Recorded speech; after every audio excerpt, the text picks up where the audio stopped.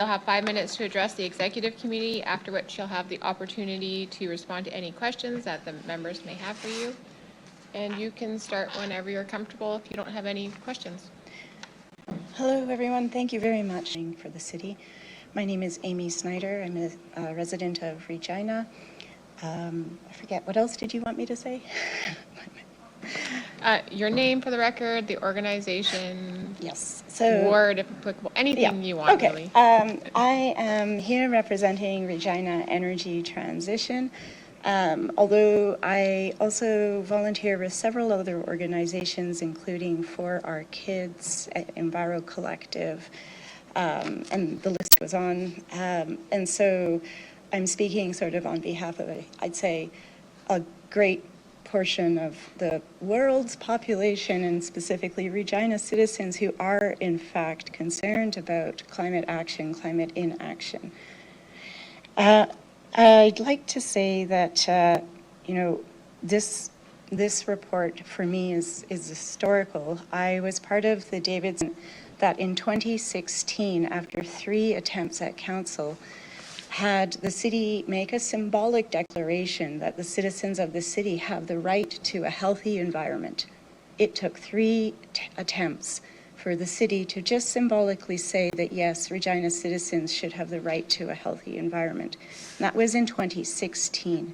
And the work of that organization, I believe, continued to pave the way for the unanimous passing of the Renewable Regina motion in 2018. And so I believe that's 2 councils ago. And then it took a while, and a few of us were sort of twiddling our thumbs and going, okay, well, we've unanimously passed this motion for Renewable Regina. When are we going to see it? What is it? And lo and behold, we got it in 2022, and it was great. It was amazing. So proud to live in this city, but still concerned because it is a very ambitious document. It is a very ambitious framework with many action items that would require significant compromises and contributions. And so I've been watching what's happening, and now I see the report coming forward, and sure enough, we're not keeping pace with the action items that were required according to this framework to take place immediately. I believe 71% of them needed to start immediately. 16% of the 31 associated actions needed to begin by 2023. And we're lagging behind, of course, and that's clear. I want to say that for those who are stating and restating that our portion of greenhouse gas emissions is very small, because of our small population, I would say that Saskatchewan residents have a 25% higher per capita greenhouse gas emission footprint than any other province in the country. We are, the leaders in burning fossil fuels, and that's our reputation, above Alberta. And if someone says, well, what difference does it make anyways? Because Canada itself is a small country and a small population. And so, why do we have to take this on? Why do we have to make the sacrifices? I would say that I look to the province as a whole. And I believe a couple of councillors have mentioned that there is work being done already. But I would argue that the work being done is also woefully insufficient. In fact, there are currently 2 legal actions against the province. One about their continual building of brand new gas-fired power plants, in which I'm an applicant, and a new case on their decision to refurbish and continue burning coal. 1 minute. So what I'm getting at is that the province is not my role model for what is enough sufficient action.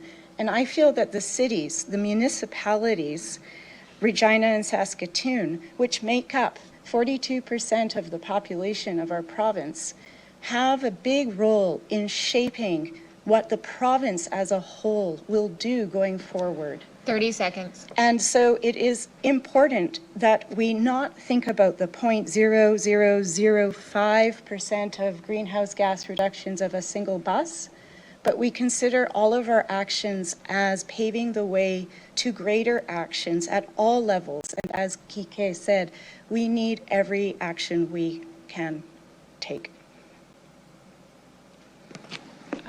Thank you so much. I have Councillor Zakiniak with some questions. Not on. Okay. Thanks for being here. So you told us that you care deeply about this, and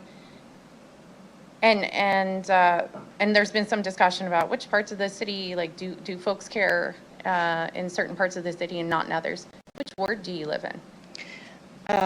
Ward 1. Ward 1. Okay. And so have you talked to other people who live in your area in Ward 1 who also really care about this? Oh, for sure. I mean, I talk about this a lot. And I actually very seldom meet anyone who isn't concerned. I think a lot about this is how you frame the questions. If you ask someone, are you concerned about the increase in heat waves and how our summers have become a fire smoke season? I mean, people nod their heads and they express deep concern. If you were to ask them, do you want to have to pay more taxes to have more electric buses? Then, of course, the answer may be in a different line. Okay, thank you. And it sounds, you talked about coming to council back in, was it 2016? Yes. So, so we have council, this is if my math is right. Third.